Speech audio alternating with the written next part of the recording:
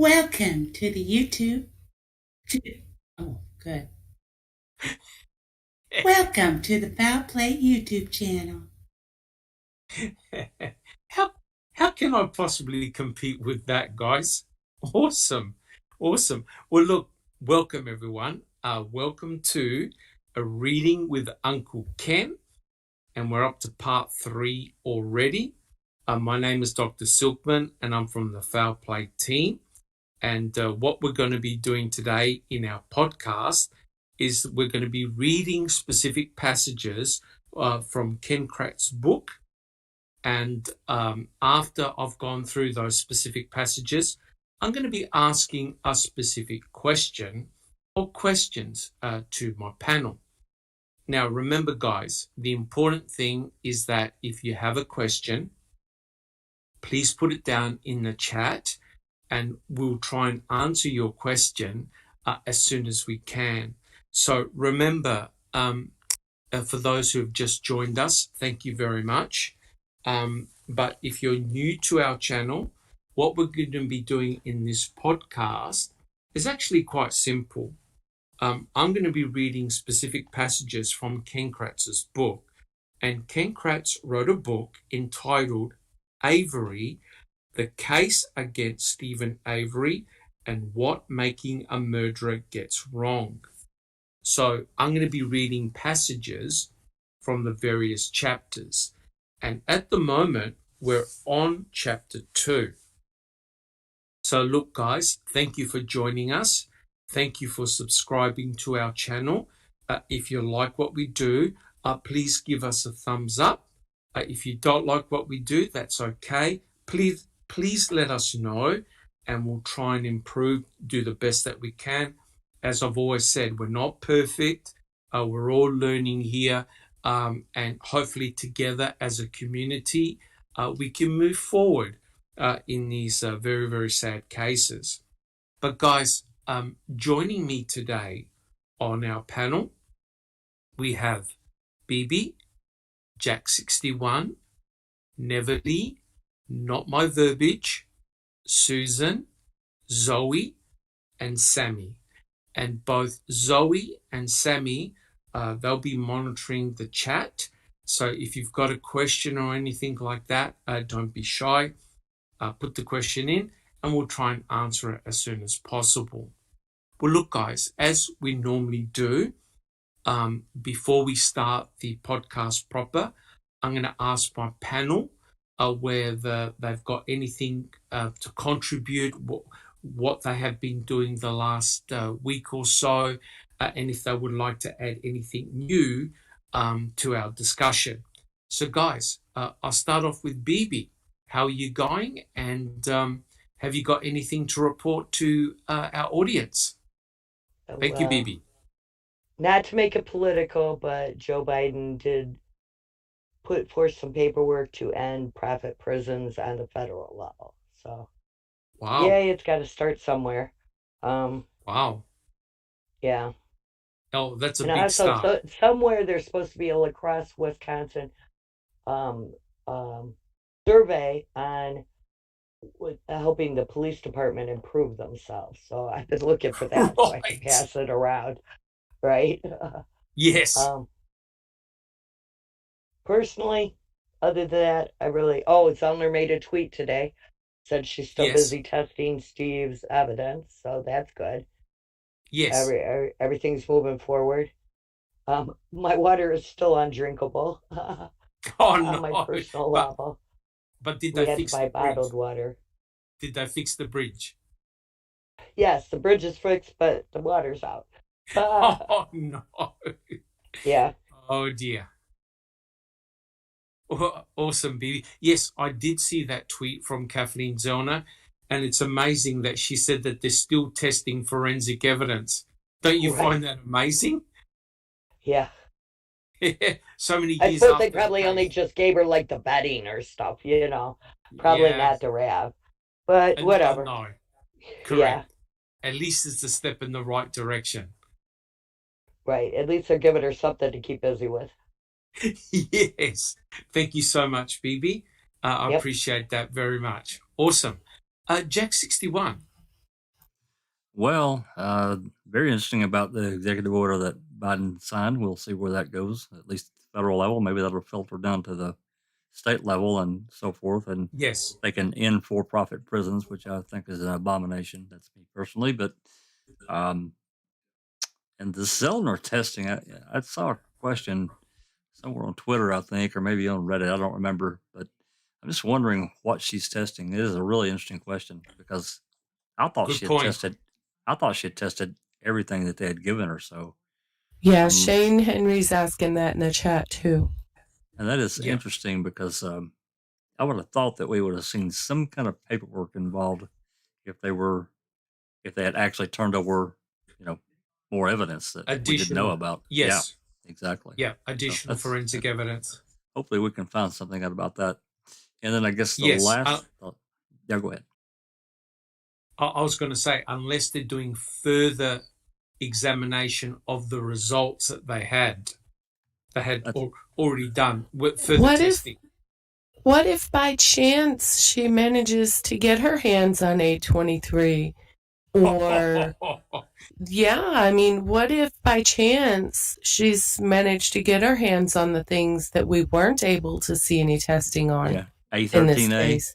Yeah. DNA profile on that damn thing. Keep my fingers crossed. Yes. So, in essence, you're right, Jack 61. There's so much more to potentially test. And I think it goes to show, how bad the initial investigation was. Yeah, sorry, Jack 61. That's okay. And I agree. And I guess the last thing is I have had in connection with last week's open mic with the Mark Royer Part 2 deposition. I have had two or three conversations with Eric Banana Man, and I can't thank him enough for his insights and conversation. I want him to come on and talk, but he's not ready to do that yet. So he said I could speak for him a little bit. So hopefully tomorrow we can get through the rest of Roar's discussion or his deposition, and then some results from that, and just some thoughts, and let people just decide for themselves. And then maybe we'll talk about Cuss Road or something. I don't know. We'll see. Ooh. Or at least begin the talk. I don't think we won't have time to finish it, I'm sure. Did you mention Cuss Road? I did. So yes. not tomorrow, but maybe next week we can move the time up for the open mic and you can be here too. So that's early for you. I would love to participate. Yeah, Cuss Road is a bit of a sore spot, I think, for everyone. Oh, and I'm sure people would like to discuss Cuss Road. Absolutely. Awesome. Okay, that's Thank you, pretty Jack much it. 61. Yep. Yeah, and also a big shout out to you guys with the open mic. Oh my God, I'm still learning new stuff, and it's awesome that you guys are reading those depositions. They got caught out, and you could tell that they got caught out, and we're still learning stuff that happened more than 15 years ago. So that's right. Yeah, 2005. Incredible. Bibi, did you have a comment? Oh, yes, I also forgot. Foul Play has a mascot now. Oh! Moxie.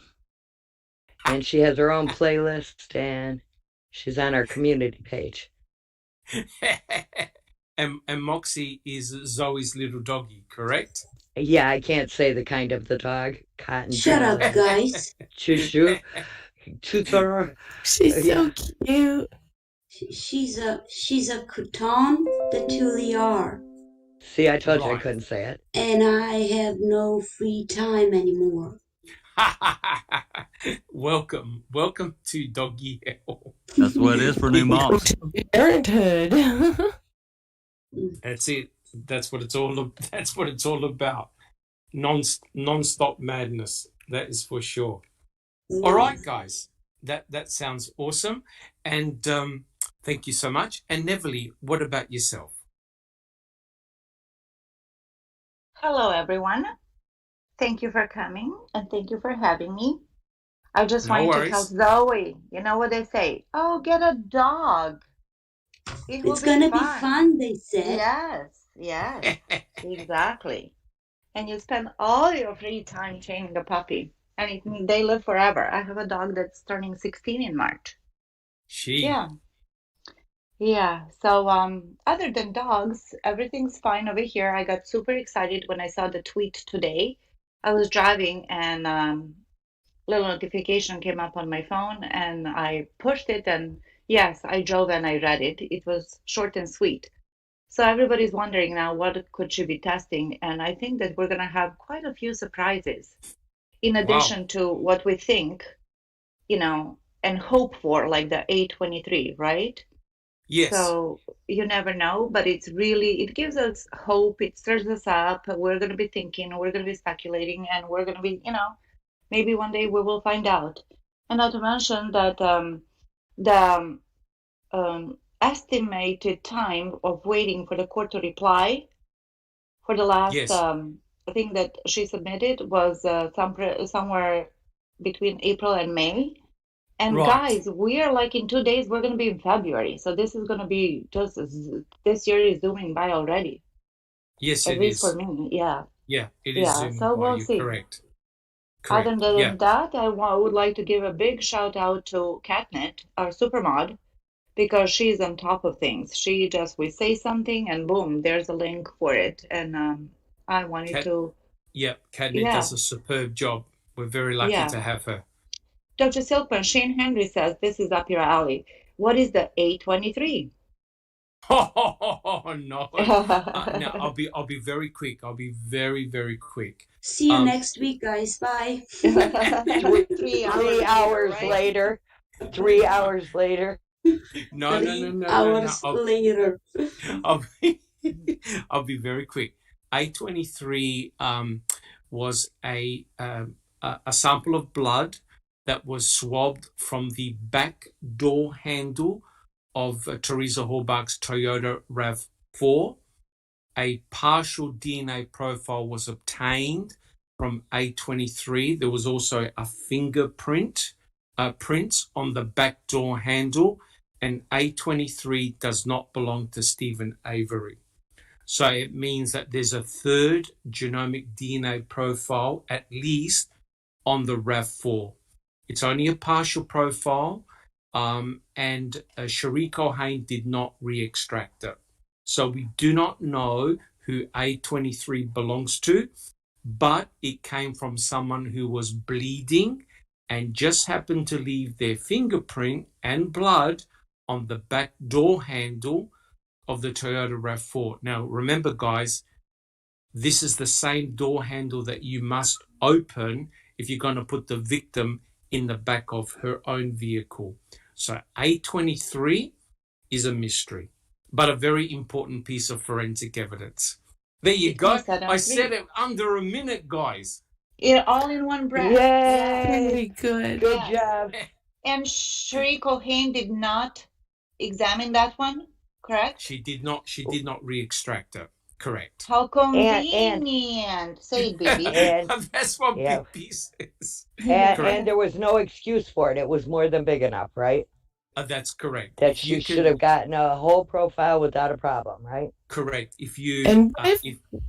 What if that was a mix of blood, Silkman? Remember, we've always said if someone did do something to her, there would almost assuredly be some place where there would be mix of both of the victim and the perpetrator's blood. What if? One would expect so. And yes, correct. At the moment, all the forensic analysis of the RAV4, in fact, anywhere, there is actually no mixture of Stephen Avery's blood or DNA with Teresa Horbach's blood or DNA. All the profiles have been separate. So that's very, very bizarre indeed. One would expect that if you're handling, per se, the victim, I would expect that you're going to find a mixture of DNA samples. We don't find that at all. So A23 was only a partial profile, guys. That's the only thing we can say. Jack 61. To answer, maybe answer Neverly's inquiry, it was A13A that they swabbed, that she didn't run a DNA profile for it. That's correct. That was the SD card. Beautiful. Thank you, Jack61. Correct. Thank you, Jack. So it seems to me that, and I think it's pretty obvious, guys, anything that didn't point to Stephen Avery, they didn't want to know about. They didn't want to chase other potential leads, but not getting a profile from the SD card is unforgivable. Not getting a full genomic profile of A23 is completely unforgivable, and not running CX through CODIS is mind-blowing. So, and CX was blood that was found at the quarry. And remember, guys, Kathleen Zellner surmises that Teresa Halbach was actually killed in one of the nearby quarries. So, you have cremains that were found there. You've got blood, human blood from a male, and it doesn't belong to Stephen, Brendan, or any of the Avery or Dasseys. No one knows who CX belongs to. Yeah. All right, guys. Thank you so much. Yes, we can easily get distracted. Not my verbiage. How are things coming along with you? Well, it's just, I guess it's all the same. I'm just working on some small videos talking about the justice system and the changes, from my one question. Right now, I'm just trying to break down the police investigation. Let's just say that, because that's where it all starts from. So that's that. And we had a great podcast with Jax on Tuesday. So if you guys have not gotten a chance to see it, please go see it. Jax has got a lot of information, and I really thank him for being on. And we're getting better, and I'm super happy about KZ saying something about testing, because that really does kind of make you wonder. And she's not always going to tell us what she's doing. No. I think she's making the state very nervous, I would say. Not my verbiage. Very nervous. Yes, I agree. I totally agree. I think I just love her. I always have heard people say, and I started to believe it myself, was she's always holding something back, and she's really going to surprise us, and she's going to start showing her, like, shall we say, tooth and nails coming out when it comes down to it. So I'm really looking forward to that. Kind of like that lady that was in trial for, I bet you she's a little bit like her, but in a little different, low tone way. So looking forward to it. And that's about it. Happy everybody's here. Yes. And also, I just want to say, I really enjoyed your podcast that you did with Pete Dassey. That was really good. It's good to see that he's in good spirits. Yes, he's becoming like a classic, a permanent fixture now with Talk. He really wants to be. He's transparent. He's honest, and as long as you're not rude or disrespectful, he will answer any question to the best of his ability, and that's what he said. And we're just very, very happy to have any of the family get involved, because I think it makes it more real. And I'm just very, very happy to have him, and and share that Brendan has a life, and this is he'll answer the questions as best as he can. He even tried to talk Barb to coming on, so so we're hopeful. Thank you. Yes, and again, we all thank you so much for doing that. And I know that Paul Capaldi talks to Peter as well, and I think it gives a realness, a sense of reality. These aren't just two random names in the community. They, they have parents, they have people that love them, and when you hear directly from Pete, Brendan's doing this and Brendan's doing that, it really brings it home. And I think that's so important to get that insider knowledge and information. That's just awesome. Yeah, fantastic. I think it's really better that, we all read the documents and we see their names, like you're saying. But when you see it and you hear it, it just makes the story so much, like you said, I can't really think of any other words, just totally real. It's real. Correct. And and to have an insight on it rather than having to read on documents, which we all know CASO lies. You can't really understand, you know what I mean? So Correct. There are a lot in this case, or we wouldn't be here. So to understand it through their eyes and is very much a plus. And I do thank them very much. No, so that's thank you. Awesome. No, a pleasure, an absolute pleasure. Jack 61. Yeah, don't get me started on plea deals, because when a prosecutor, let's just take a brief little thing and say a prosecutor gets 100 cases, 96 of them are going to be a plea deal. That's basically where we're at. Yep, Yes, exactly. Yes, correct. And of course, that's precisely what Ken Kratz, Kaczynski, and O'Kelly were trying to do with Brendan, the plea deal. Oh yeah. Oh yeah. Yep. Although they say he was Bastards. right now, not a good thing. No, correct. But if we start talking about plea deals, we'll be here for 6 hours because in actual fact, all jokes aside, we will be discussing the plea deal in Ken Kratz's book. And we'll be spending a lot of time when he talks about Brendan Dassey. Some of the stuff he says, I still can't believe it. But yeah, look, thank you so much, guys. Judge, how are you going, Susan? Hi, Sugar. I'm doing just fine. Hi, Dr. Silkman. Hi, everybody. I just want to let y'all know that we actually started recording Brendan's pretrial yesterday. Wow. Yeah. So we're excited about that. And I would just like to say that I'm so excited because you're all going to get to hear me take the life of a 16-year-old boy. Oh, hey. It's so much fun. Amazing. Yeah.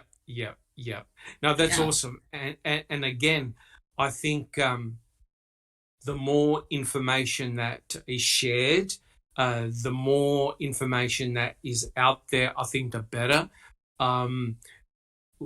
You get a different perspective of the case, I think, when you actually read certain documents, and it gives you a reality. I really do. And again, guys, I'm so proud of Foul Play. You guys all work so hard, which is awesome. Awesome. Yes. Anything else, Susan? I think that's it for now. Awesome. Thank you so much. Thank you. Zoe, thank you. Zoe, anything you would like to add? And can you give any tips on dogs, how to look after dogs? No, I have no idea how to take after dogs because right now all I do is watch the time. Oh, it's pee time. Oh, it's poo time. Oh, it's feeding time. Oh, it's play time. So yesterday when I had 1 hour without a dog, we just went right for it, right, Susan, and recorded 3 documents. So that was fun. Yeah. Again. So one would say that your life is now totally dominated with Moxie. Yeah, she's just 3 months old, so I hope it's gonna get better soon and I can be in Foul Play more than 60% again. Oh. Thank you so much, Zoe. Yeah, I understand. Any owner out there that has a pet or two, we know the commitment. I got my dogs when they were puppies, and it's always a lot of very, very hard work. Yep. Thank you so much, Zoe, and we all appreciate what you're doing. Fantastic. Sammy, how are you coming along? I'm doing just fine. Thank you very much for asking. No problems at all. And have we got any burning questions in chat? No. Mostly everybody's kind of chit-chatting about Kratz and, kind of looking forward to finding out what Zellner's up to. Awesome. All right, guys. Look, if there's no further announcements, what I'll do is we'll actually start the podcast proper. And so I quote the first passage, and this is from chapter 2 called The Disappearance. Okay, and I quote, and I want to preference this by saying that this following passage is probably one of the most important passages in the book, and I think it'll become pretty obvious why. Okay, I quote, on November the 3rd, 2005, Mark Wiegert, one of 4 full-time Calumet County Sheriff investigators, knocked on my door. You're not going to believe this, Mark said, as he sat down in a chair opposite my desk, sporting his usual small goatee and rural Wisconsin uniform, an earth-toned sweater, khaki pants, and comfortable shoes. A young woman named Teresa Horbach had just been reported missing. She hadn't been heard from since Halloween, Monday, October 31st, a day she'd spent freelancing for Auto Trader magazine, taking pictures of vehicles people wanted to sell. Guess where Teresa was last seen? Not in the mood for games, I waved at Mark to continue. At Stephen Avery's salvage yard.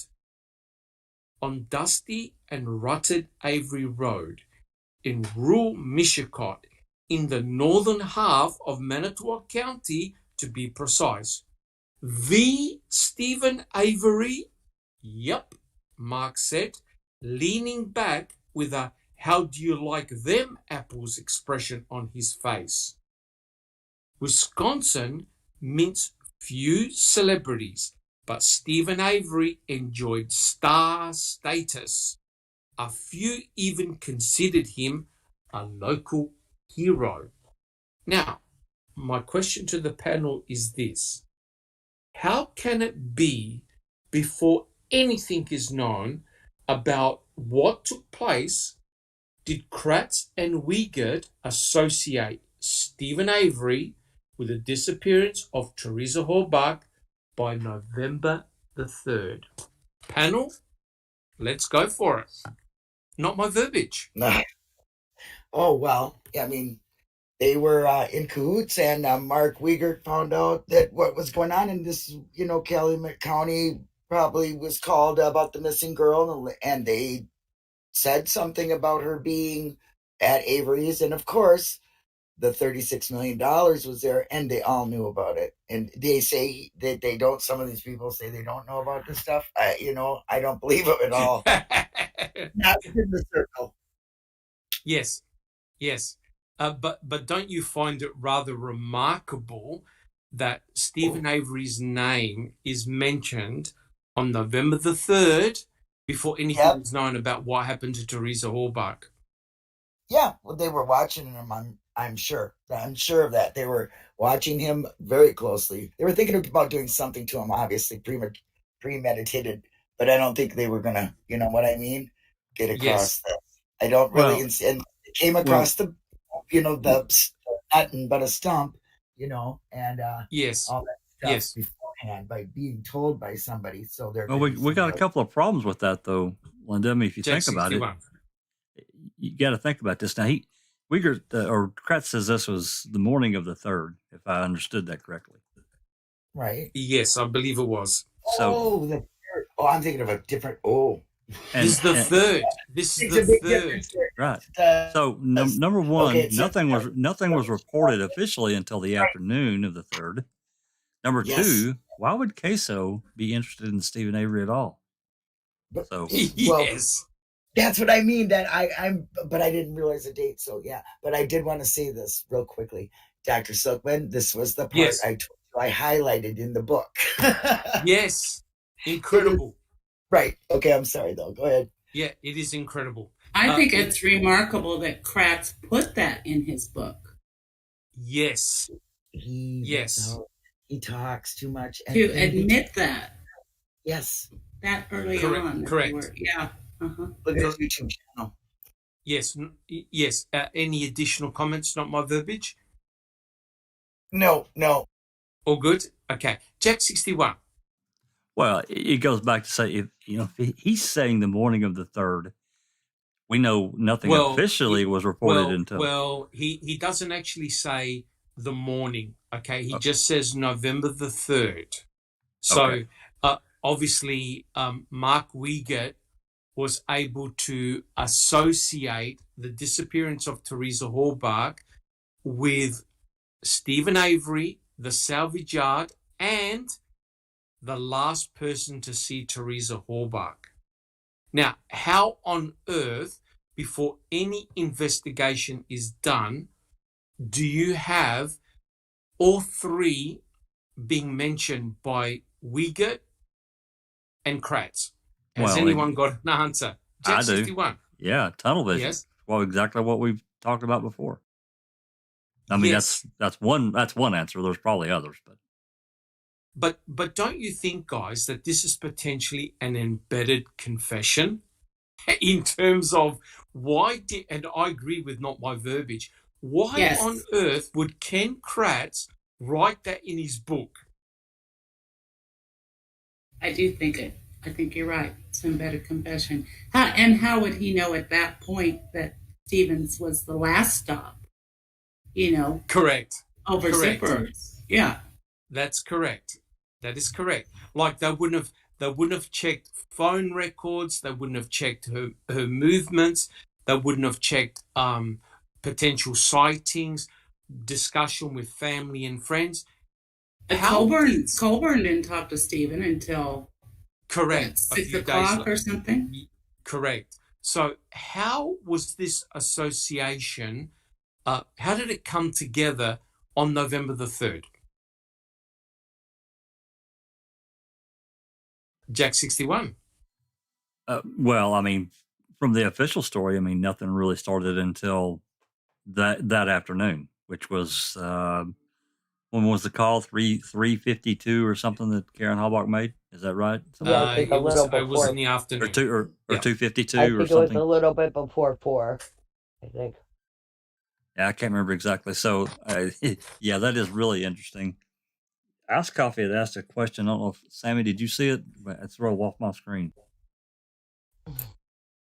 I want to ask you this, because we've got it says, she said, I'm right thinking there was some background noise between Hallbacks and LE before being officially reported. Was there some connection to KK? And Donna says, so before they spoke to Stephen Avery, visited the site, they knew Stephen Avery was involved? According to the book, yeah. But, it's been my suspicion. Again, this is speculation. It's maybe we're out there in Pluto. I don't know. But I suspect that there was already contact, like Ice Coffee is suggesting, in some capacity. I think that they were looking for Teresa by no later than the afternoon of the November 1st, because she had, nobody had talked to her, and they're probably saying, hey, where's Teresa at? Has anyone talked to her? I'm talking about the family. Yes. I mean, I think that there was some kind of unofficial contact or something that we don't know about. I can't prove it, but I sure think it. The poster was started on the 2nd. Through the Yes Foundation. Yes, that's correct. Yes. So there had to be this pre-thing that nobody speaks of. Yes, that's a very good point, BB. Do you want to expand that a little bit? No, I think everybody's well aware of the Yes poster and that it was dated on the 2nd. Yes. And that's really suspicious. There had to be some pre-talk going on. They had to already know. And it also explained that cold, weird phone call that Karen Halbach left on the 3rd. Right. Yeah, I mean, this sort of smacks of precognition, as in they already had like this forewarning and an association between Teresa Hallbach, the Avery salvage yard, and Stephen Avery. And if you notice what Ken Kratz actually said, he talks about the fact that Wisconsin mints few celebrities, but Stephen Avery enjoyed star status. A few even considered him a local hero. Now, why would Ken Kratz write that? Because he's jealous. Yes. Well, he did talk about the star status, and I never really got that. And I did do some reading about Avery. I mean, after the fact, later on, years later, of course, in 2016. But the star status that Avery had, I didn't really get that. I did get that there was a grassroots movement that were behind him and were really angry at what had happened to him. But star status, that's Kratz blowing smoke. Yeah, correct.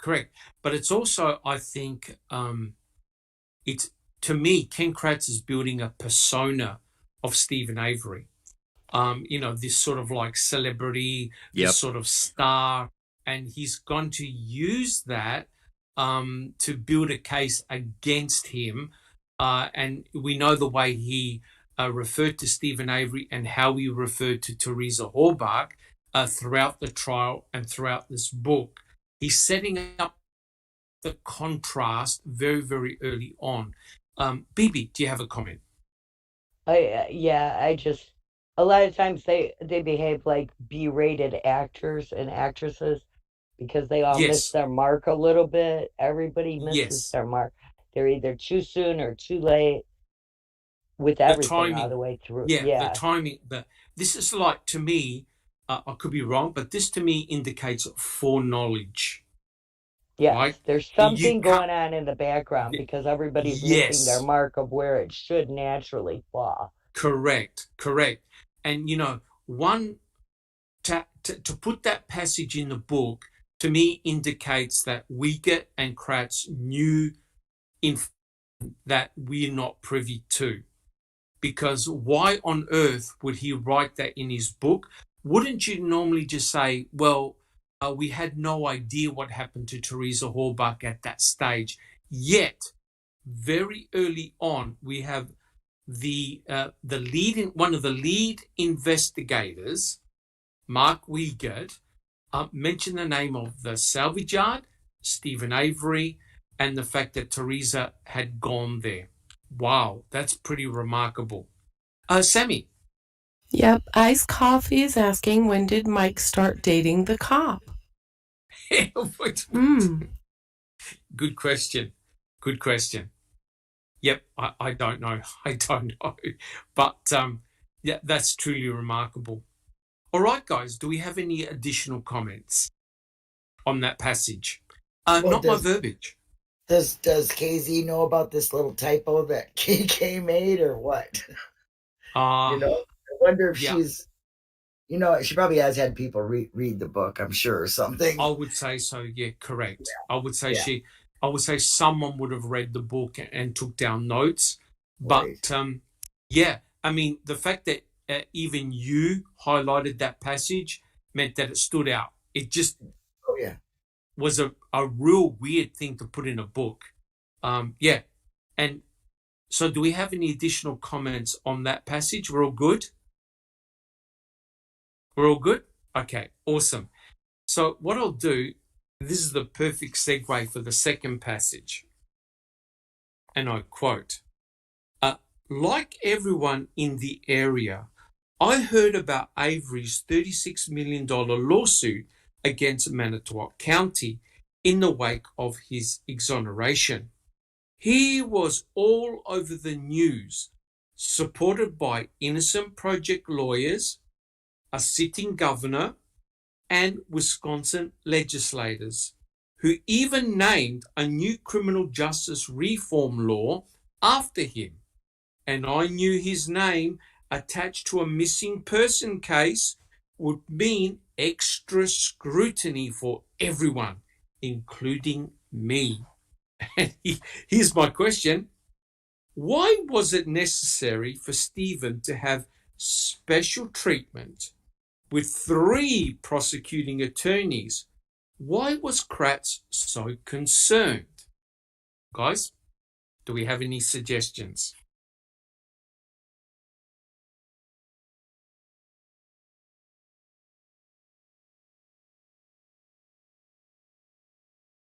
Jack 61. I don't really know where to begin with that because I think I mean it's it's one of those questions. It's like you look at everything and you think of what we know now, but Kratz knew. I won't say he knew everything, but he probably did, and he knew what they had done. So Yes. I'm guessing on his part, and I don't know how much Fallon and Gunn knew of what Kratz knew. I'm going to suspect they knew at least as much as he did, and Yes. knowing the things that they had done to win the case. It wasn't about the truth; it was about getting a conviction or two convictions, Yes. actually. So I think from that standpoint, he's thinking to himself, "Holy shit! What if they find out, X, Y, and Z, and Yes. now we have." Yes, but the amazing thing which I find is that he had to give a rundown of what Stephen Avery had actually achieved, and he did it with a form of disgust. Oh well, he did this and he was involved with that. Don't you find that rather remarkable that again he's showing this disdain for Stephen Avery for absolutely his lawsuit, the mere fact that he that they've got a new law named after him. Don't you think that's an incredible thing to have achieved? Well, sure. I mean, and for someone like Kratz, it's so narcissistic. For him, Yes. that's like the opposite end of the world for him. Oh my God. Correct. It's almost a form of disgust that Stephen Avery had a civil lawsuit, was shaking hands with a lot of higher ups in government and in politics, and they named the bill after him. This would have been a slap in the face. It really would have been a slap in the face for someone like Ken Kratz. And not my verbiage. Do you have a comment? Yeah, two real quick ones. Magnolia, I'm sorry, your name is a little too long, and I'm on the other page. I can't say it. I'm sorry, but she said she didn't think that what was Kratz doing with them on the 3rd because Kratz wasn't supposed to be involved until after they found the RAV. Yes. Yeah. Okay. And my thing with how he would have felt, I think everything that you guys said too, and he was going to be the one to be better than that by putting him in prison. You know what I mean? So he would gain all that fame and Stephen would mean nothing. So that was a complete, yes, I will take you down. Yes. Absolutely spot on. It's sort of like, well, who is Stephen Avery? Stephen Avery is a normal citizen. He doesn't have this star status, this I don't know, this incredible person. He's just a normal guy, and it's incredible that Ken Kratz had this sort of almost like trepidation that I'm gonna investigate Stephen Avery, and he's a celebrity and a local hero, and I have to put in extra attention to him. That's the impression I got from that passage, which is rather bizarre. Guys, any BB? Donna says it makes you wonder whether Steve Avery having this shine peed Ken Kratz off, and he needed to knock him down. Yeah. I think this was extremely personal, and somehow Ken Kratz saw Stephen Avery as this pillar that needed to be destroyed from the top. Yep. Yes. Miniman says Steve was challenging the system, and Kratz and the gang didn't like that at all. That's a very, very good point. Correct. Stephen Avery, with his civil lawsuit and other things that he was achieving, he was a threat, an absolute threat. And, He had depositions going on at the same time, of course, and there was going to be Kasurik, Vogel, all these people were going to give depositions. These are big boys in the system, and Stephen Avery threatened to take down the entire system. So, I would say that prosecutors like Ken Kratz would have been extremely, extremely nervous. Guys, what do you think about that? I agree. Jack 61. I completely agree. Very nervous. Yeah. I would agree with that. Yeah. And you could tell by the way he writes these things within his book, he can't actually hold back his disgust and disdain for Stephen Avery. And I think Jack 61, or Not My Verbiage, mentioned, think about this, guys. On November the 3rd, you have tunnel vision already, right? You have investigator bias already before any investigation has been done. They haven't done anything. Yeah, they haven't done anything except get a freaking phone call, and already Stephen Avery was the last one to see her. Can you believe that? Come on, Ken. Correct.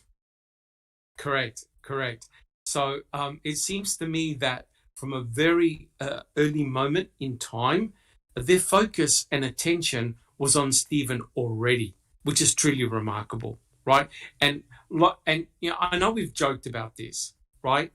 Of all the people in the United States, of all the people in Wisconsin, who did they put attention to? The only person who had a civil lawsuit against the MTSO, Kasurik, and Vogel. Guys, is there any coincidence in this, or it was just a fluke? Any comments, guys? Oh no, it was definitely intended. Whatever they had to do to end those depositions, they were going to do. I've said it before. Even if it wasn't Teresa, there was going to be an event that we're going to end those depositions. I feel 100% justified in saying that, because look at the lengths that they went to. Correct. Not my verbiage. Jax took the words out of my mouth. Yeah, I agree 100%. I think, now this is only speculation, I believe that Stephen Avery was closely watched the moment he stepped out of prison in 2003. I believe the salvage yard was monitored, constantly monitored all the time. They were looking for something to pin on Stephen Avery, and I believe this horrible situation came up with Teresa Horbach, and they made the crime fit onto Stephen. So that way they can pin him for murder. Neville, do you have a comment? Yes, in total agreement with what you just said. I just would like to recall what Nora Nyrider said in the podcast that was broadcasted like a couple of weeks ago on YouTube. When she said that it's not till the civil suit and the depositions that everything comes out, and that it's shocking what to find out what kind of evidence the prosecution had at the time that probably it's not favorable for the prosecution. So is it really a wonder that the timing was so perfect when all of this happened, when Kasurik and Vogel stopped? Actually, they were, the civil suit was dropped and they did not have to take the depositions. And again, to quote Bibi, how convenient. They were probably shaking in their pants. Correct. And thank you, Neville. There's also another thing that we mustn't forget. Stephen Avery was initially arrested for felon in possession of a weapon, right? And the person that signed that, of course, was, anyone want to have a guess? Ken Kratz. Ken Kratz. So he knew the game.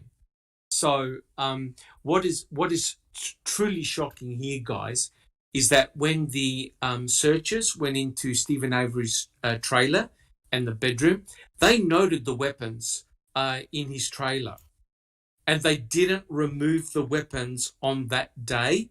They actually went back the day after and took the weapons. Sammy. Yep, Kelly says they tried something before Teresa. Let's not forget. MA, allegations. Correct.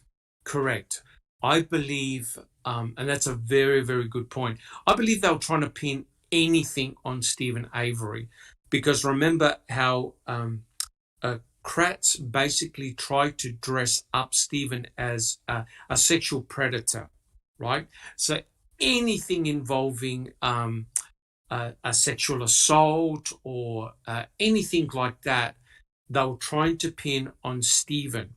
Now, I think the Judge Willis must have forgotten that Stephen Avery actually was innocent of the sexual assault on Penny Bernstein. Because remember during the trial when the Judge Willis said, oh, it looks like your crimes have been escalating. Well, how in the hell did they escalate? Yes, he ran his cousin off the road. Yes, he produced a shotgun. And yes, he deserved prison time. But he was not charged with raping anyone. So I think the judge must have forgotten that he actually was innocent of the sexual assault of Penny Bernstein, which is rather bizarre when the judge said to him, you're the most dangerous person in this courtroom. Guys, do we have any quick comments? Dr. Silkman. Did Yes. Judge Willis forget that Stephen Avery didn't commit any rape? Or I think he must have. Or is he that prejudiced and he feels just like Kratz does, that Stephen Avery is absolute scum, and that in his mind, Stephen Avery, there's no worst possible human being in Wisconsin. That was his, you know what I mean? His personal opinion of Stephen, because what he said was incorrect. It wasn't factual. That is correct. Was a personal opinion of Stephen. Correct. Which is sad and it shouldn't be allowed. But hey, that is correct. Yeah, it made no sense whatsoever, because the Judge Willis said, well, you know, you did show signs of improvement and you were going to get a big windfall. So the judge must have been scratching his head thinking, why would Stephen do this? Right? But then he said that, you know, your crimes have been escalating, you're a dangerous person, you're going to be locked up forever, essentially. Yeah, you must be stopped. Yeah. You must be stopped, correct. And that's precisely what Brad Schimmel did with Brendan Dassey, right? Brad Schimmel kept on appealing that society needed to be protected from Brendan Dassey. Can you believe that, guys? Sammy, do you have a comment? That B word and what he did in this case, Magnolia Studio Design says, don't forget, folks, that Tim H. was the Calumet County Bar Association president, insurance lawyer, and Manitowoc County Bar Association president, was a wrongful death attorney. Whoa. Yes. Oh, look, the connectiveness of these individuals is very, very scary. It really, truly is. And Ken Kratz even mentions that he had done work with Penny Bernstein in the past, and they discussed many things. So somehow they're all connected in some bizarre fashion. That's a very good point. Thank you, Sammy. Okay, guys, do we have any additional comments? We're all good? All right. Okay. So let me read the next passage. We've got a few more passages to go, and then we can call it quits. Okay. I quote, missing person flyers soon blanketed Manitowoc County. Storefronts, public buildings, lampposts, and even the Avery Salvage Yard business office. In this close-knit area that I've been describing, Teresa accomplished the impossible. She'd vanished without a trace. Many Wisconsinites, including me, suspected foul play.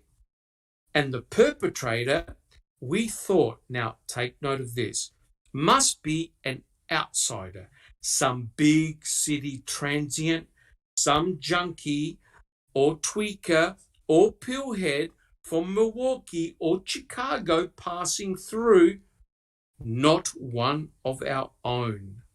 Here's the we could discuss this one for a couple of hours. Here's the question. Did the state actually consider anyone but Stephen Avery? Let's go for it, guys. No.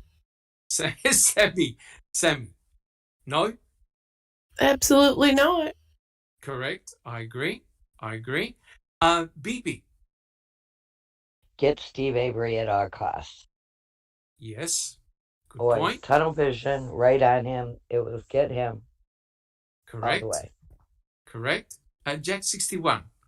What BB and Sammy said, they did not consider anyone else at all. Okay. Good point. Neverly. Not only that they didn't consider that, the tunnel vision that I like to call targeting happened. Yes. And look how creative writing Ken Kratz does. Look at this. He couldn't say, this is what we thought. But he, and I quote, he said, one of our own. That brings Stephen Avery even on the worst level that he already was in the eyes of the community. Correct. One of their own. Correct. Yes. Very, very good point. All of a sudden, it's one of our own when they were ostracized from the society, the Averys, right? Correct. Yeah. Correct. So now it's one of our own. Yes, because that family wasn't well liked within the community, and that family basically stuck to themselves, right? Yes. And the mere fact that he said one of our own basically ignored everyone else. Everyone else. Correct. Yeah. Good point. And not my verbiage. Do you have a comment? No, Neverly said it, so that's fine. All right. Now, guys, I believe that there's an embedded confession in the statement. Let me read it out to you. We thought must be an outsider, somebody transient, some junkie or tweaker or pillhead from Milwaukee or Chicago passing through. Not one of our own. Now, guys, is it true? BB, tell me. Sean you're from Rudy. Yeah, Neverly. You beat me to it. That's exactly. Sorry. No. That's exactly what I wrote down. Now, BB, back in 2005, did Wisconsin have a problem with narcotics? Yes. Yeah. Okay. And how many people from narcotics descended on the Avery salvage yard? A lot. A lot. In fact, most of the investigators had a narcotics background, which is very, very interesting. Weird. Weird. Yes. That they all descended on the Avery salvage yard. And what is interesting is that I believe Ken Kratz must have had someone else in his mind, because he actually listed, and most of those people that he talked about involved narcotics. And maybe he listed his dealer. But for like 2 days? Yeah, for like 2 days, because then it was just Steve. Yes. Correct. And what happened within a short spate of time? We had the death of Carmen Bootwell. We had the disappearance at that stage of Teresa Hallbach. And we had the brutal murder of Christine Rudy. Corey Yang. All within 12 days, right? Now, are you trying to tell me that no one tried to put all of those three together? I think they were thinking along those lines, because Ken Kratz actually lists all the potential people that they could have been involved in the murder of Teresa Hallbach. Jack 61. Yeah, you'd asked the question how many agents or so forth had descended on that property. I think, just to answer that question literally, I think between the local MTSO, CASO, DCI agents, Wisconsin State the Wisconsin State Patrol. I think there were over 200, if I remember right. Yes, over 200. Well, and they also had like Great Lakes search and rescue, crew there too, and arson. Yes. The arson squad, personnel, correct. Yeah. And they also had search and rescue dogs, the sniffer dogs, and the cadaver dogs. It was a massive response. I've never seen a response like that. Has anyone? It's like for 911, you know, for New York. No. When that thing happened. Correct. That's like I think a whole they had army. Yes, they had helicopters, the whole lot, the whole gamut. So they were all acting very, very quickly. And just my final point here, guys, is did this occur with the disappearance of Christine Rudy? Was there any response like this for Christine Rudy? No. A pregnant woman that was 20-year-old. Yeah, a pregnant 20-year-old. And when did they have the helicopters out for Teresa? They would have had helicopters. I think on the 4th they had the plane. I think on the 5th they had helicopters because you can see the footage. You can actually see the helicopter. Remember, Eagle 1. The Eagle 1 is here. Eagle 1 left. Eagle 1's here. Eagle 1 left. Correct. Yeah. Correct. I think you had I think you had just about every agency you can think of descended on the Avery salvage yard on the 5th. As soon as Pam of God found the RAV4, that's it. They all came down. Susan, do you have a comment? Oh, sorry. I didn't realize I was unmuted. We've had tornado sirens going off, so I'm a little distracted. No Sorry worries. about that. No worries. No worries. Not my verbiage. Oh, I just have a quick comment about the amount of police that were there. They said, as we just said, there was everything you could imagine there. But Tom Fassbender, talking to Dr. Phil, said, on Dateline, excuse me, yes, 21 of them, he said, well, we were, just a small town, and, we had to have Manitowoc be there. We didn't have the manpower. So that, and that Ken Kratz, I will have to give him credit when he says, if you want to know the truth, read my book. He just didn't say that it was him and how his little partners were going to do it. He correct. Didn't say that. Correct. That's why, guys, I know you're going to shoot me down in flames, but that's why the podcasts we're doing are so essential, because you get to hear the words from the chief prosecutor, right? I know a lot of people say, just ignore Kratz's book, it's just all junk. But I believe there's so many embedded confessions in that book, it's just not funny. He can't stand it. Just don't pay for it. Borrow it. Just don't pay for it. Correct. Borrow it. But yes, try and borrow it. Sorry, Jack 61. Just one final comment on law enforcement. Don't forget also, they had the FBI was there. They called pretty much everyone in except the U.S. Marshal Service, as far as I know, as far as law enforcement. But my bigger question, Doc, is, if they were going to turn this over to another county, in my opinion only, to me, they should have turned it over to Brown County, because they were completely involved in anything Stephen Avery. Yes, I agree. There was a lot of things that went wrong in the investigation. And again, we'll discuss that further in the book, because Ken Kratz will then talks about the investigation and how it unfolded, etc., etc. So very interesting. But I just want to go back to what Neverly said. She actually preempted, because I wrote it down, right?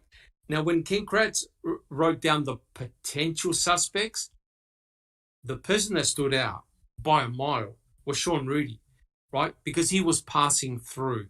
he was involved in the crime spree, and he was addicted to narcotics and methamphetamines, right?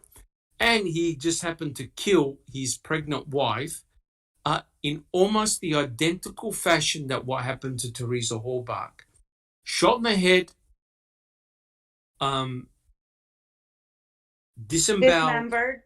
dismembered, cut to pieces.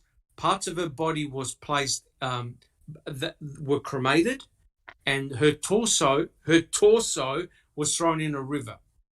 Yeah. Now, the stump. Let's not forget Eisenberg was also involved in all of this. Correct. So Eisenberg. This is multi-level. Yeah, and this is not a coincidence. And Bibi, what did Eisenberg get wrong again? She screwed the pooch, man. She said that some bird bones that were in the fire pit at Rudy's mother's house, that they were the fetus, that he had cut the baby from her, and that they were the fetus bones, and they were bird bones. Because the fetus was found intact in the spring when they cut her out of the ice. Correct. Now look, let's don't joke here, right? Let's don't even joke. If you know what Sean Rudy did, right? And it's the same time frame within 12 days. Yeah. Wouldn't you go, jeepers, I better question Sean Rudy. Maybe I better extract A23 and just check his DNA just to eliminate him. Right, and question that mistress he had, the girlfriend. That's correct. That's correct. Because she's the one who ratted on him. She's the one that ratted on him. Otherwise, he would have gotten away with murder, right? Because it was only because of his... probably, yeah. Yes, yeah. It's because of his girlfriend that came up with a plea deal that they nabbed Sean Rudy. But jeepers, wouldn't you as an investigator go, these crimes look pretty similar. Maybe I should just check it, right? And like, and did anyone that would make check? Sense. That did would make sense. Check? No one Dr. checked. Silkman, how do we know that they didn't check? You know what I mean? Correct. We just don't know that. Wow. Yeah, well, that's true. That's a good point. You know, one would expect that there would be a record if they did check. They were so busy with Avery. That is correct. Where would they have had time to check? That is correct. Or maybe we're going to find Sean Rudy's file in Steve Avery's file. You know, yes. Yeah, Kelly said they would have blamed Stephen for Rudy too. Yes. Correct. And I think, you know, the mere fact that Mark Wiggett said they had 5 days to clean up meant that potentially Stephen Avery could have been pinned for multiple murders. Do you agree, guys? I agree. I agree. Just blame the one person for as many mysterious deaths than you can, right? Or robberies. Correct.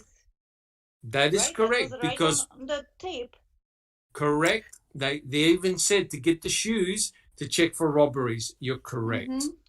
Trust me, if this did not work during this particular trial and conviction, that would have been their next step. Trust me. Yes, I agree. I agree 100%. And I know I'm going off track a little bit, but it always concerned me a real lot when the investigators went to Teresa Halbach's house and collected 7 pairs of her panties. And it makes you wonder whether they're going to set Stephen up for rape. Am I talking out of line here? No, I think they were. No, absolutely not. They wanted to do that. I have no doubt they wanted to do it. Me too. And guess what they had of Stephen Avery in the crime lab? What did they have of Stephen? His DNA. His DNA, but they also had his pubic hair. Right, because they did a pubic hair combing, so they actually had his pubic hair, right? Nice. But the problem was when they questioned Brendan, and they asked Brendan, what color were her panties? What color were her bra? He had no idea. So he couldn't actually give a color. You know what I'm trying to say? And so if Brendan said, oh, they were red, guess what would have miraculously turned up? Right? Some red panties. That's correct. And I know I'm only speculating, but why on earth would the investigators go and collect panties that were in her house? Right? Oh. If they were involved in a crime, wouldn't they be at the crime scene and not in her house? But wait a second, Doctor. And then they didn't test any of them. Well, wait. Yes, Bibi. Okay. The most disturbing part of that is that 3 pair of them were clean. That is correct.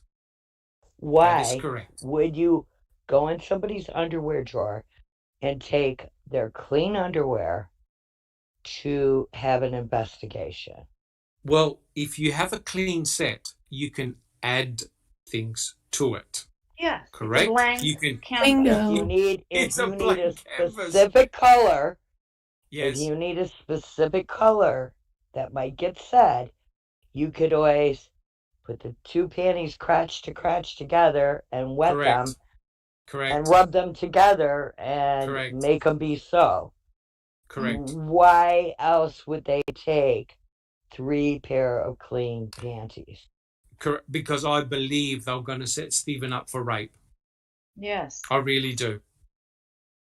I mean, I know that I'm only guessing here and I'm speculating here, but it seems rather weird that they'll be collecting, as you said, clean underwear. Well, Jack 61. I think that's very informed speculation. Basically, there's no doubt everything that they did pointed to that. Correct. There had to be a reason for everything that they did. Neverly. Yes, I just wanted to, since we're talking about Teresa's apartment and collection of evidence, clean and dirty panties, who was there to help him out? Who else was her ex-boyfriend involved, but her roommate, who were not prime suspects? That's correct. Right away, right? That's correct. They needed investigation. Oh my gosh, what an awesome guy. That is correct. I believe it was both Blowdawn and Ryan Hilligus that were pointing the investigators to her underwear and other clothing. You know, one would think, I better get the roommates out, question them separately. And I would look for potential forensic evidence, not them pointing to it. So the reality is them together, sitting on the couch. That is correct. And even Ryan Hilligus said in court, I was never considered a suspect. We were never questioned separately. We were questioned together. Oh, what type of investigation is that, guys? Oh, the same investigation that the ex-boyfriend, who was a stalker, did not have an alibi, yet Ken Kratz gives him an alibi 15 years later. That's correct. And that is extremely disturbing in itself. Well, look, guys, I know that time is marching on, but I want to do one more quote. Is that okay, guys? Yay. One more quote? Yes. Okay, let's do it. Okay, so here's the next quote. And I quote, years later, Avery's defense lawyers, Dean Strang and Jerry Buting, would make much of Teresa not being reported missing between Monday, October the 31st, and Thursday, November the 3rd, a period of 3 days. Perhaps, suggested Steve's erstwhile new dream team, now darlings of social justice zealots worldwide. So Ken Kratz is talking about Dean Strang and Jerome Buting. Teresa had run off and did not want to be found. I just turn the page.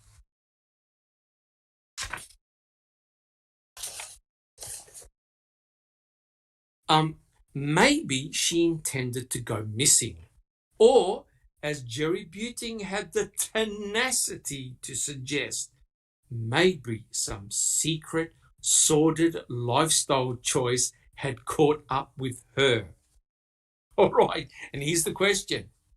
Does anyone truly believe a proper victimology was done on Teresa Halbach? Far away, guys. Jack and No. Bibi. No, she was whitewashed from the word go. I agree. I have Neverly. a different point of view on that one. Yes. I think that they have done the victimology. They know Teresa inside and out, and that they chose to Whitewash her? glorify her. Yes, and glorify her. Because they knew if we go down the path that her actual real life was, or used to be, there's going to be speculations, there's going to be, the whole community is going to be frowning. Reasonable doubt. Correct. Right? Very good The point, precious Bibi. Halbach. Reasonable doubt. Yes. Yes, Neville, 100% So agree. that's what I'm thinking, that they did, but they chose not to talk about her. Remember how protective Kratz was, the little girl? Well, Ken Kratz actually called her a little girl. He called her a little girl. Yes, he did. Perv. Yeah. Jack 61. Thank you, Neville. Jack 61. Well, we got to think about the gentleman's agreement, and of course we don't know the full contents of it, but they discussed I think many things, but I think coming out of that, for Dean and Jerry to have attacked her character, probably it probably left a bad taste in their mouth to even think about doing that. At the same time, you got to think they walk out of this gentleman's agreement. What did they get out of it? And I personally, I mean, everything that involved Kratz, they got screwed on virtually everything.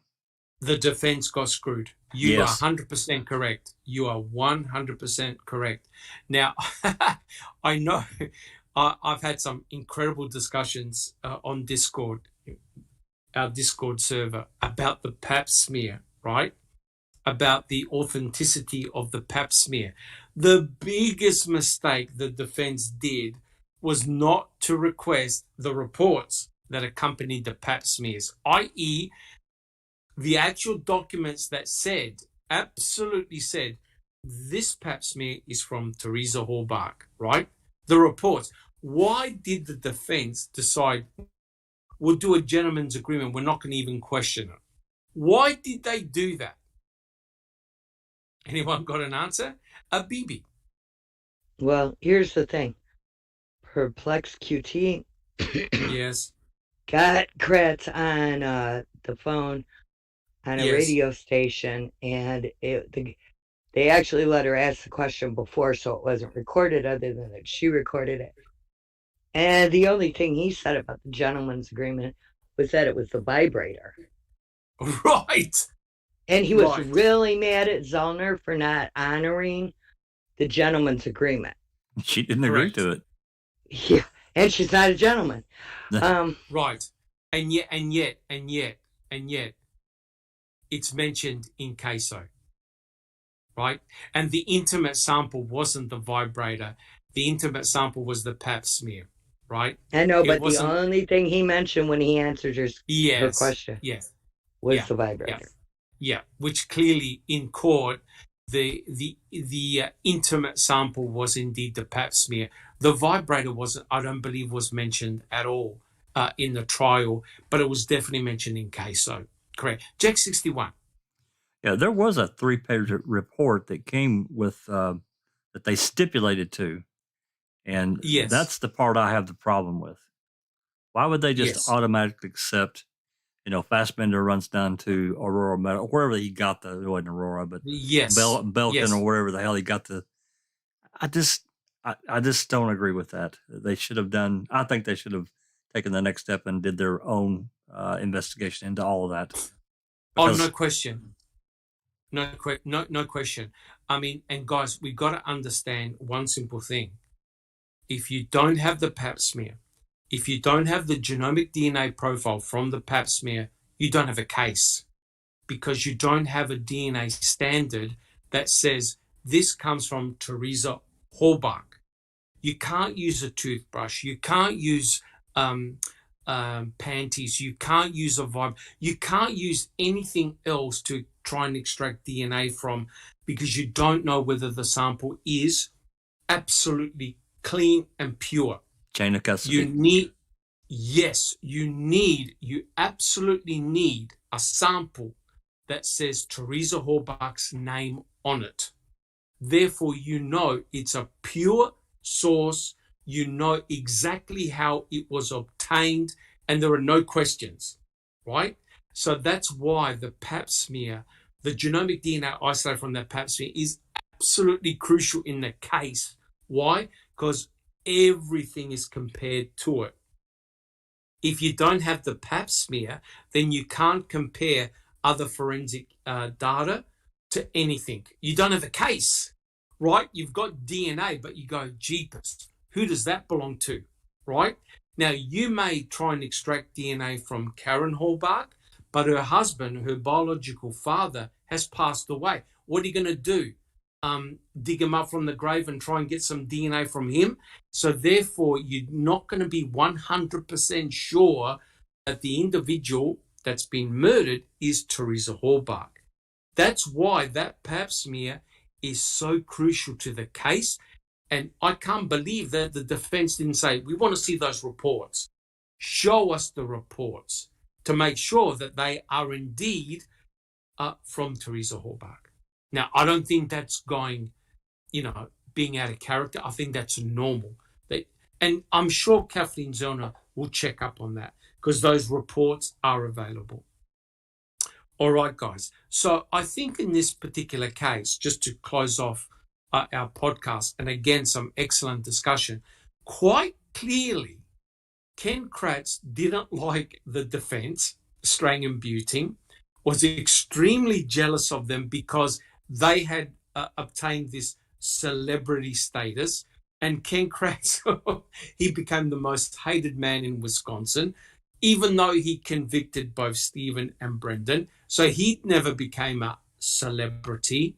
His life eventually got ruined, right? But what is incredible here, guys, and I must read it again. I think it's critical. I quote, or as Jerry Buting had the temerity to suggest, maybe some secret, sordid lifestyle choice had caught up with her. Well, guess what, Ken? Does anyone want to elaborate on that statement? Anyone?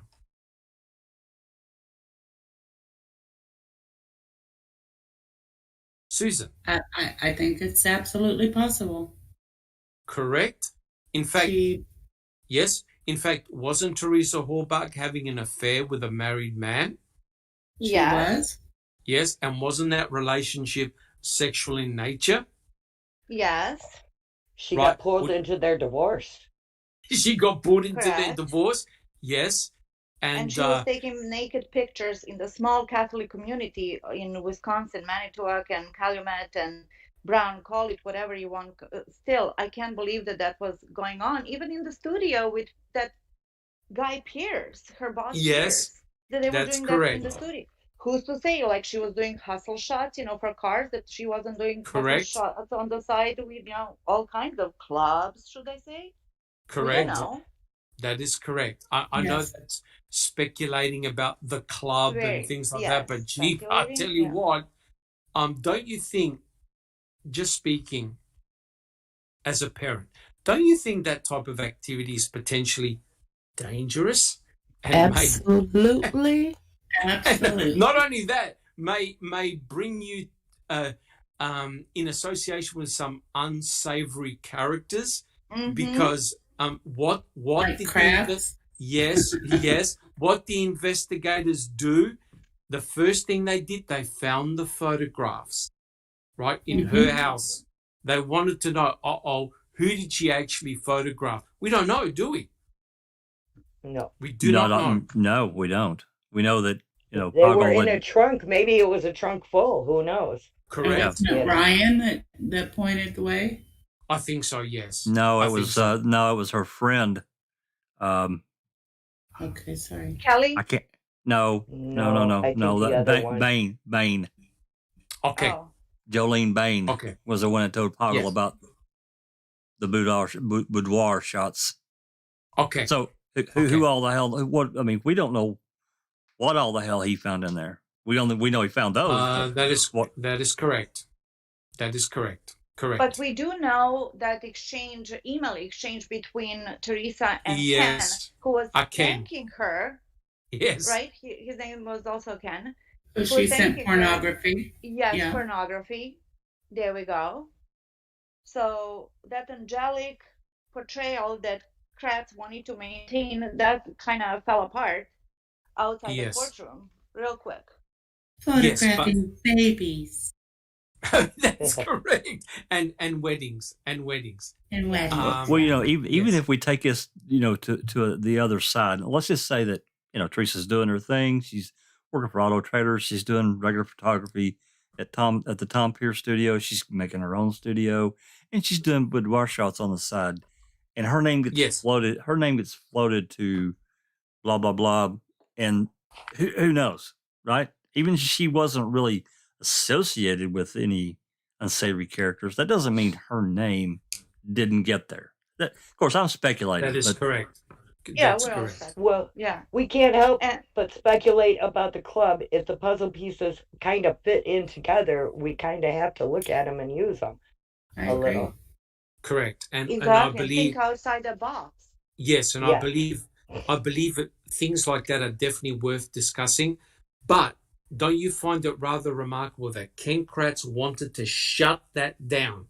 Oh, he didn't want Buting to open his mouth at all and mention anything about anything. That would have created all this reasonable doubt then. That is correct. So potentially Teresa's lifestyle could have been very dangerous and exposed her to individuals that were potentially very unsavory. Susan, do you have a point? No. Okay. Neverly, do you have a point? I did, but I forgot. Sorry. Okay. Well, look, guys, I am conscious of the time. I think we've discussed quite a bit already. I reckon, guys, we'll leave it here. I think the discussion has been very, very good, excellent, very passionate. Jack61, do you have a comment? No, just waiting to wrap up. Okay, and Susan, are there any Sammy, are there any burning questions in chat? No, not really. Everybody's pretty much commenting the same things that we're discussing, but this whole lifestyle of hers, not to mention her having had her supposed last trip over there to Avery's. There was a ton of other people in the circle of suspects that there should have been, also angry wives. Oh, no question at all. Yep. Was that Czech that she was having an affair with? I believe so. Does anyone remember his name? Bradley Czech. Mm-hmm. Bradley Czech. Correct. And apparently he didn't have an alibi either. He said he was sleeping. Home alone sleeping. Yes. And there was just a little tidbit about Teresa and her photography. Yes. Correct me if I'm wrong, but didn't we read that her photography by Teresa was not run in the adult entertainment section also, whether it was on the internet or in the paper? Internet, I don't know that. Internet, sure. Because that's associated with, you know what I mean, with pornography, with something that it's not a PG church-going, folk will not do it type of thing. So it's adult entertainment. That means that it's X-rated. Yeah. Correct. Ken Kratz didn't say anything about that, did he? No. No, definitely not. We all know what Ken Kratz did. He set up Teresa as being a good Catholic girl, clean, white, and Stephen Avery as a monster, as a sexual predator. So he set up that contrast. He also set up that contrast within his own book as well. Bibi, any final comments? Yes, I just wanted to ask you real quick. So our bill from our psychiatrist for us having to do this Kratz reading, do we submit that into foul play then, or? Yes. All right. I think so. But it, on the side, we've learnt a lot, right? And we haven't even gotten into the controversial chapters yet. So I think it's an important analysis to do, and it yields a lot of fruit. And I still believe in his book, because he's so narcissistic in nature, there's so many embedded confessions in here, and we're finding them, we're digging them out. Excellent. All right, guys. Before we say goodbye or good night or good afternoon, are there any quick final comments? There's the open mic, of course, that's coming up, and not my verbiage. I was going to say that. What was that? The open mic? Yeah, the open mic. I was going to say, please join us tomorrow for the open mic. Yes. Jack 61, any final comments? No, that's what I was going to comment. We're going to finish up part 2 of Mark Rohr's deposition and some conclusions, and let everybody have their own thoughts about that. And want to thank everybody for coming, and obviously thank you for doing this book. Great challenge. Oh, no, don't worry. I have regular hospital visits. I just go to the psychiatrist for half an hour just for a debrief. And not my verbiage. Any comments? Yeah, I just wanted to thank everybody in chat. It was really very lively in chat today. There was a lot of great comments, and it was a really great discussion, and they're all saying thank you, and I'd just like to thank them. Come join us on Discord. Awesome. Yes. And yes, please join us on Discord. We discuss many things. People have got their own theories and ideas. Everyone is welcome. I want to make it a very safe place to discuss things and have a good time. Bibi, any final comments? And if you come in, you'll be there in time for open mic, and you can join us. Awesome. And ask the questions yourself or make the comments. Yes, please do. There are no silly questions. They're all good questions. And the more people, the merrier. The more people get in, because everyone's got their own backgrounds.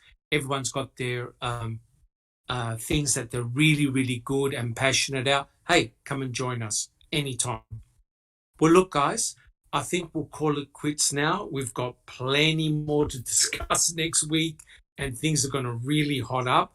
I'd like to personally thank my panel for their excellent discussion and insight into the case.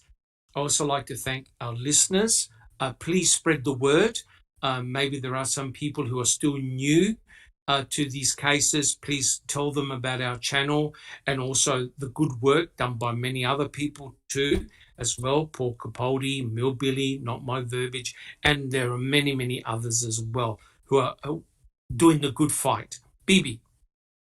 Donna says, see you all soon. This was a brilliant chat tonight. Fantastic. Thank you so much. Take care, guys, and we'll all catch up soon. This has been a Foul Play production.